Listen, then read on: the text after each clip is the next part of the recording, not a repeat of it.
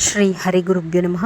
ಎಲ್ರಿಗೂ ನಮಸ್ಕಾರ. ಶ್ರೀ ಹರಿ ಜೊತೆ ರಾಯರು ಚಾನಲ್ಗೆ ಎಲ್ರಿಗೂ ಕೂಡ ಪ್ರೀತಿಯಿಂದ ಸ್ವಾಗತ. ಇವತ್ತಿನ ವಿಡಿಯೋನಲ್ಲಿ ರಾಯರ 3 ದಿವಸಗಳ ವ್ರತ ಮಾಡುವಂತಹ ಸರಿಯಾದ ವಿಧಾನ ಮತ್ತು ಯಾವ ಕಾರಣಕ್ಕೋಸ್ಕರ ಮಾತ್ರ ನಾವು ಈ ವ್ರತವನ್ನು ಆಯ್ಕೆ ಮಾಡಬಹುದು ಅನ್ನೋವಂತಹದ್ದನ್ನು ತಿಳಿಸ್ಕೊಡ್ತೀನಿ. ನೋಡಿ, ಮೊದಲು ನೀವು ತಿಳ್ಕೊಬೇಕಾಗಿರೋದು ಏನು ಈ ವಿಡಿಯೋದಿಂದ ಅಂತಂದರೆ, ರಾಯರ 3 ದಿವಸಗಳ ವ್ರತ ಅನ್ನುವಂತಹದ್ದು ಏನಿದೆಯಲ್ವಾ, ಅದನ್ನು ನಾವು ದೊಡ್ಡ ದೊಡ್ಡ ಕಾರಣಗಳಿಗೋಸ್ಕರ ನಾವು ಆಯ್ಕೆ ಮಾಡ್ಕೋಬಾರ್ದು. ಅಂದರೆ ಏನೋ ಉದ್ಯೋಗ ಬೇಕಾಗಿರುತ್ತೆ, ಅಥವಾ ಮದುವೆ ಸೆಟ್ ಆಗಬೇಕಾಗಿರುತ್ತೆ, ಅಥವಾ ಮಕ್ಕಳು ಸಂತಾನ ಬೇಕು ಅನ್ನುವಂತಹ ದಂಪತಿಗಳು ಈ ರೀತಿ ದೊಡ್ಡ ದೊಡ್ಡ ಕಾರಣಗಳಿಗೋಸ್ಕರ ಈ 3 ದಿವಸದ ವ್ರತವನ್ನು ಆಯ್ಕೆ ಮಾಡ್ಕೋಬಾರ್ದು. ಅಂತಹವರೇನಿದ್ರು ರಾಯರದು 21 ದಿವಸದ ವ್ರತ, ಇಲ್ಲ 48 ದಿವಸದ ವ್ರತ, ಇಲ್ಲ 7 ಗುರುವಾರದ ವ್ರತ, ಆ ರೀತಿ ಮಾತ್ರ ಆಯ್ಕೆ ಮಾಡ್ಕೊಳ್ಳಿ. ಮತ್ತು ಈ ವ್ರತವನ್ನು ಏನಕ್ಕೋಸ್ಕರ ಮಾಡಬಹುದು?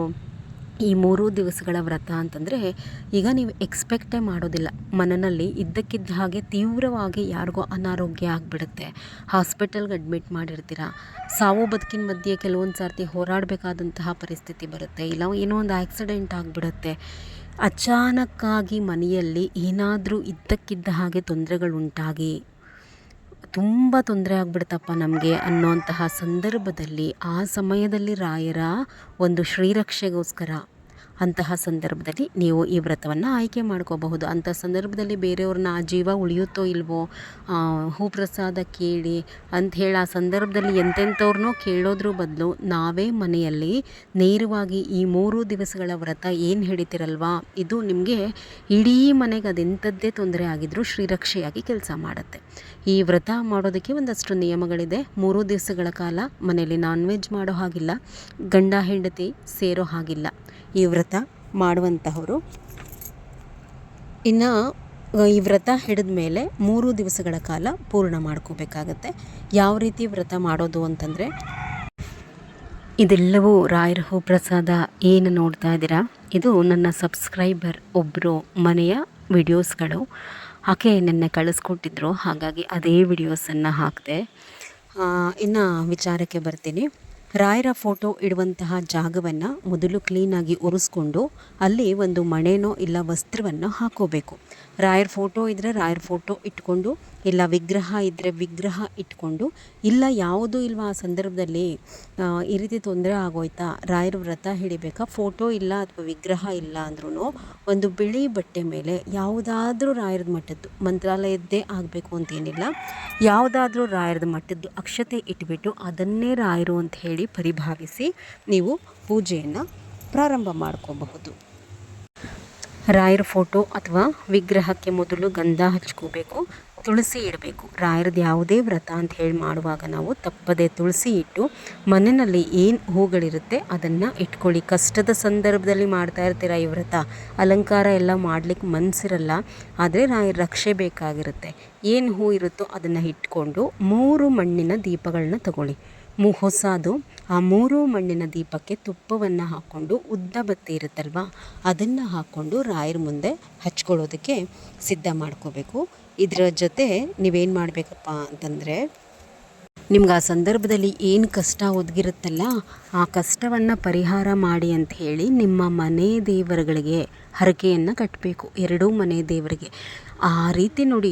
ಯಾವತ್ತು ನಮಗೆ ತುಂಬ ಕಷ್ಟದ ಸಂದರ್ಭ ಇರುತ್ತೆ, ಆ ಸಂದರ್ಭದಲ್ಲಿ ನಾವು ಯಾವತ್ತೂ ಕೂಡ ಒಂದೇ ದೇವರ ಮೇಲೆ ಅವಲಂಬಿತರಾಗಬಾರ್ದು. ಅವತ್ತು ಎಷ್ಟು ದೈವಗಳ ಶಕ್ತಿ ಒಟ್ಟಾಗುತ್ತೋ ಅಷ್ಟು ಬೇಗ ಕಷ್ಟ ಕಳೆಯುತ್ತೆ. ನಿಮ್ಮ ಮನೆಗೆ ಯಾವುದೇ ಕಷ್ಟ ಅಂತ ಹೇಳಿ ಬಂದಾಗ ಮೊದಲು ನಿಮಗೆ ನಿಲ್ಲುವಂತಹದ್ದು ನಿಮ್ಮ ಮನೆ ದೇವರುಗಳು, ಗಂಡು ಮನೆ ದೇವರು ಮತ್ತು ಹೆಣ್ಣು ಮನೆ ದೇವರು. ಒಂದು ಅರಿಶಿಣದ ಬಟ್ಟೆ ಮಾಡಿಕೊಂಡು, ಬಿಳಿ ಬಟ್ಟೆ ಇದ್ದರೆ ಅರಿಶಿಣದ ನೀರಿನಲ್ಲಿ ಅದ್ದಿ ಅರಿಶಿಣದ ಬಟ್ಟೆ ಮಾಡ್ಕೊಳ್ಳಿ. ಇಲ್ಲ ಅರಿಶಿಣದ ಕಲ್ಲರ್ದೇ ಬಟ್ಟೆ ಇದೆ ಅಂದರೆ ಮಡಿ ಬಟ್ಟೆ ಹೊಸದಾಗಿರಬೇಕು, ಹಳೆ ಬಟ್ಟೆಗಳಲ್ಲಿ ಕಟ್ಟಬಾರ್ದು. 11 ರೂಪಾಯಿ ಕಾಯಿನ್ಸ್, 5 ರೂಪಾಯಿದು 2 ಇಟ್ಟು 1 ರೂಪಾಯಿ ಕಾಯಿನ್ ಇಟ್ಟರು ನಡೆಯುತ್ತೆ, ಇಲ್ಲ 1 ರೂಪಾಯಿ ಕಾಯಿನ್ ಯಾವ ರೀತಿ ಇಟ್ಟರು ಪರವಾಗಿಲ್ಲ.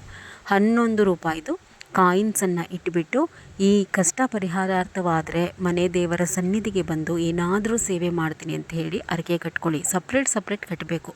ಒಂದು ಬಟ್ಟೆನಲ್ಲಿ 11 ರೂಪಾಯಿ ಗಂಡು ದೇವರಿಗೆ, ಒಂದು ಬಟ್ಟೆನಲ್ಲಿ 11 ರೂಪಾಯಿ ಹೆಣ್ಣು ದೇವರುಗಳಿಗೆ ಕಟ್ಬಿಟ್ಟು ಇಡಿ. ಅದರ ಜೊತೆಯಲ್ಲಿ ರಾಯರಿಗೂ ಕೂಡ ಮುಡುಪು ಕಟ್ಟಿ. ಇನ್ನೊಂದು ಅರಿಶಿಣದ ಬಟ್ಟೆನಲ್ಲಿ ಈ ಜೀವ ಏನು ತೊಂದರೆಯಲ್ಲಿದೆಯಲ್ವಾ ಆ ಜೀವ ಉಳಿದುಕೊಂಡ್ರೆ ಮಂತ್ರಾಲಯಕ್ಕೆ ಕರೆದುಕೊಂಡು ಬರ್ತೀನಿ ಅವ್ರನ್ನ ಅಂತ ಹೇಳಿ ಒಂದು ಹರಕೆ ಕಟ್ಟಿ ನೋಡಿ. ಪವಾಡ ಸದೃಶವಾದಂತಹ ರೀತಿಯಲ್ಲಿ ಆ ಜೀವ ಖಂಡಿತವಾಗ್ಲಿ ಉಳ್ಕೊಳ್ಳುತ್ತೆ. ಈ ಹರಕೆ ಎಲ್ಲ ಕಟ್ಟಿಡ್ತೀರ. ಮೊದಲು ಅಂದರೆ ಬೇಗ ಪೂಜೆ ಮಾಡ್ಕೋಬೇಕು. ಬೆಳಗ್ಗೆ 8 ಗಂಟೆ ಒಳಗಡೆ ಪೂಜೆ ಮುಗಿಸ್ಕೋಬೇಕಾಗತ್ತೆ. ಸ್ವಲ್ಪ ಬೆಳಗ್ಗೆ ಬೇಗ ಎದ್ದು ಎಲ್ಲ ಸಿದ್ಧ ಮಾಡಿಕೊಂಡು ಹೊರಗಡೆ ತುಳಸಿ ಗಿಡದ ಮುಂದೆ ದೀಪ ಹಚ್ಚಿ, ದೇವರ ಮನೆಯಲ್ಲಿ ನೀವೇನು ನಾರ್ಮಲಾಗಿ 2 ದೀಪ ಇಟ್ಕೊಂಡಿರ್ತೀರ ಅದನ್ನು ನಿಮ್ಮ ಕುಲದೇವರ ಸ್ಮರಣೆ ಮಾಡಿಕೊಂಡು ಹಚ್ಚಿ ಆಂಜನೇಯ ಸ್ವಾಮಿಯನ್ನು ನೆನಿರಿ. ತಪ್ಪದೆ ಆಂಜನೇಯ ಸ್ವಾಮಿಯನ್ನು ನೆನೆಸ್ಕೊಂಡು ಮನೆಯಲ್ಲಿ ದೀಪ ಹಚ್ಚಿ ರಾಯರ ಮುಂದೆ ಏನು ಇಟ್ಟಿರ್ತೀರಲ್ವ ಆ ದೀಪವನ್ನು ಹಚ್ಕೊಳ್ಳುವಂತಹದ್ದನ್ನು ಮಾಡಿ. ಇದಾದಮೇಲೆ ರಾಯರ ಅಷ್ಟೋತ್ತರ ಹೇಳ್ಕೋಬೇಕು ತಪ್ಪದೆ. ಗಾಯತ್ರಿ ಮಂತ್ರವನ್ನು ಅಂದರೆ ರಾಯರ ಗಾಯತ್ರಿ ಮಂತ್ರವನ್ನು 21 ಬಾರಿ ಹೇಳಿಕೊಂಡು 3 ದಿವಸಗಳ ಕಾಲ ಕಲ್ಲು ಸಕ್ಕರೆ ನೈವೇದ್ಯ ಇಡಿ.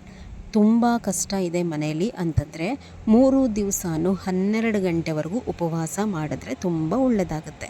ಇದಾದಮೇಲೆ 2 ತುಪ್ಪದ ಬತ್ತಿಯಿಂದ ಆರತಿಯನ್ನು ಮಾಡಿಕೊಂಡು ಮಹಾಮಂಗಳಾರತಿಯನ್ನು ಮುಗಿಸ್ಕೊಳ್ಳಿ. ಸಂಜೆ ಮತ್ತೆ 5:15 5:15 ಒಳಗಡೆ ಎಣ್ಣೆ ಹಾಕ್ಕೊಂಡೆ ದೀಪ ಹಚ್ಚಿದ್ರೂ ಸಾಕಾಗತ್ತೆ. 3ನೇ ದಿವಸ ಮಾತ್ರ ಇದೇ ಸೇಮ್ ಪೂಜೆನೇ 3 ದಿವಸ ಮಾಡುವಂತಹದ್ದು. 3ನೇ ದಿವಸ ಸ್ವಲ್ಪ ಹಣ್ಣಿಟ್ಬಿಟ್ಟು ಕಾಯಿಯನ್ನು ಒಡೆದು ಪೂಜೆಯನ್ನು ಮುಗಿಸ್ಕೊಳ್ಳಿ. ಆ ಕಾಯಿಯನ್ನು ಸಾಂಬಾರು ಪಲ್ಯಗಳಿಗೆಲ್ಲ ಬಳಸಬಾರ್ದು. ಏನಾದರೂ ಸಿಹಿ ಮಾಡಬೇಕು, ಎತ್ತಿಟ್ಕೊಂಡಿರಿ. ಒಡೆದು ಏನಾದರೂ ಸಿಹಿನೇ ಮಾಡಬೇಕಾಗತ್ತೆ. ಈ 3 ದಿವಸಗಳ ಕಾಲ ತಪ್ಪದೆ ಹತ್ತಿರ ಇದ್ದರೆ ರಾಯರ ಮಠಕ್ಕೆ ಹೋಗ್ಬಿಟ್ಟು ಬನ್ನಿ. 3 ದಿವಸಗಳ ಕಾಲ ತಪ್ಪದೆ ಆಂಜನೇಯ ಸ್ವಾಮಿಗೆ ಎಳ್ಬತ್ತಿ ಹಾಕ್ಬಿಟ್ಟು ಬನ್ನಿ. ಒಳ್ಳೆಯದಾಗತ್ತೆ. ಎಂತಹದ್ದೇ ಕಷ್ಟ ಇದ್ದರೂ ಕೂಡ ಕಳಿಯುತ್ತೆ. ಆ ಸಂದರ್ಭದಲ್ಲಿ ನೀವು ಮನೇಲಿ ಏನು ಈ ರಾಯರ ವ್ರತ ಮಾಡ್ತಿರಲ್ವ, ಯಾವ ಜೀವ ತೊಂದರೆಯಲ್ಲಿರುತ್ತೆ ಅದಕ್ಕೆ ಹೆಜ್ಜೆ ಹೆಜ್ಜೆ ರಕ್ಷಣೆಯಾಗಿ ರಾಯರು ಕಾಯ್ತಾ ಇರ್ತಾರೆ. ಈ ವಿಡಿಯೋನ ಗೊತ್ತಿರೋರಿಗೆ ಶೇರ್ ಮಾಡ್ಕೊಳ್ಳಿ.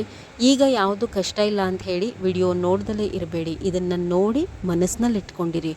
ಯಾವುದಾದ್ರೂ ಅಚಾನಕ್ಕಾಗಿ ಒದಗೋದು ಬೇಡ. ಖಂಡಿತವಾಗಿ ಯಾರಿಗೂ ಕೂಡ ಈ ರೀತಿ ಪರಿಸ್ಥಿತಿ ಆದರೆ ಮನುಷ್ಯ ಅಂತಂದಮೇಲೆ ಯಾವಾಗ ಯಾವ ರೀತಿ ಪರಿಸ್ಥಿತಿಗಳು ಒದಗುತ್ತೆ ನಮಗೆ ತಿಳಿದಿರಲ್ಲ. ಈ ರಾಯರ 3 ದಿವಸಗಳ ವ್ರತವನ್ನು ಮನಸ್ಸಿನಲ್ಲಿ ಇಟ್ಕೊಂಡಿರಿ. ಆ ರೀತಿ ಏನಾದರೂ ಅಚಾನಕ್ಕಾಗಿ ಯಾರಿಗೆ ತೊಂದರೆ ಆಗಲಿ ಹೇಳ್ಕೊಡಿ. ನಿಮ್ಮ ಮನೆಗಳಲ್ಲೂ ತೊಂದರೆ ಆದರೆ ಈ ವ್ರತವನ್ನು ತಪ್ಪದೇ ಮಾಡಿ. ರಾಯರ ಅನುಗ್ರಹ ನಿಮ್ಮ ಮೇಲೆ ಆ ಸಂದರ್ಭದಲ್ಲಿ ಇರುತ್ತೆ. ಇವತ್ತಿನ ವಿಚಾರ ಇಷ್ಟವಾಗಿದೆ ಅಂತ ಹೇಳಿ ಭಾವಿಸ್ತಾ ಈ ವಿಡಿಯೋವನ್ನು ಮುಗಿಸ್ತಾ ಇದ್ದೀನಿ. ನಮಸ್ಕಾರ.